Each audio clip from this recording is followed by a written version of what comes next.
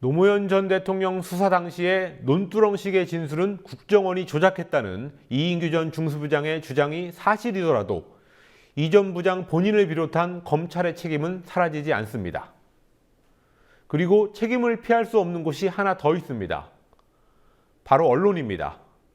검찰에서 흘렸건 국정원이 조작했건 언론들은 열심히 받아쓰기만 했습니다. 오늘 이인규 전 부장의 발언을 단독 보도한 경향신문도 예외가 아니었습니다. 강신혜 PD가 보도합니다.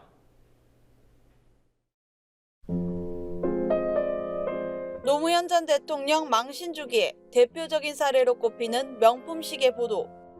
첫 보도는 노 전 대통령이 검찰 조사를 받기 한 달 전인 2009년 3월 31일 연합뉴스에 처음 등장했습니다. 연합뉴스는 박연차 전 태광실업 회장의 금품 로비 수사 과정을 보도하면서 박 전 회장이 노 전 대통령에게 고가의 시계를 생일 선물로 줬다는 의혹을 보도했습니다. 연합뉴스는 시계 로비 등의 표현을 사용했지만 당시 박 회장이 로비의 대가로 뭘 얻었는지에 대한 설명은 없었습니다. 그로부터 20여일이 지난 4월 23일과 24일, 언론들은 검찰 관계자의 말을 전하며 명품 시계를 강조해 보도했습니다. 조선일보는 피아제라는 손목시계의 브랜드까지 명시하며 사진을 실었습니다. 조선일보가 게재한 시계의 사진은 노 전 대통령 측에서 실제로 받은 제품이 아니라 브랜드만 같을 뿐이었습니다. 이러한 보도가 나오자 사건의 본질과 상관없는 일로 망신을 주겠다는 것으로 비열한 짓이라며 정보를 언론에 흘린 검찰을 향해 비난이 제기되자 검찰은 검찰 내부에 형편없는 빨대가 있다는데 반드시 색출을 내도록 하겠다고 해명하기도 했습니다. 노무현 대통령은 4월 30일 검찰 조사를 받았습니다. 그리고 며칠 뒤 일부 언론은 노 전 대통령이 검찰에서 부인 권양숙 여사가 시계를 논두렁에 버렸다고 진술했다는 보도를 하기에 이릅니다.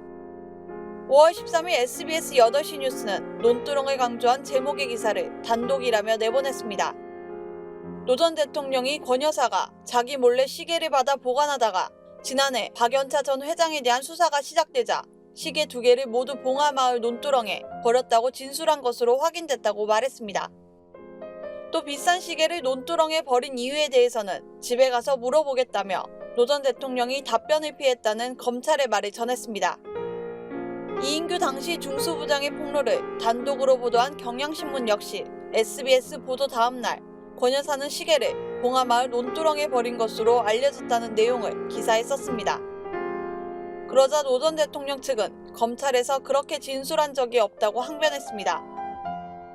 이인규 당시 중수부장이 이제서야 논두렁 얘기는 나오지도 않았다며 그런데도 그런 식으로 국정원이 말을 만들어서 언론에 흘린 것이라고 폭로하면서 검찰의 말을 무작정 받아쓰거나 노 전 대통령 측에 물어보지도 않고 보도한 당시 언론들의 행태에 대한 비판도 다시 쏟아지고 있습니다. 국민TV 뉴스 강신혜입니다.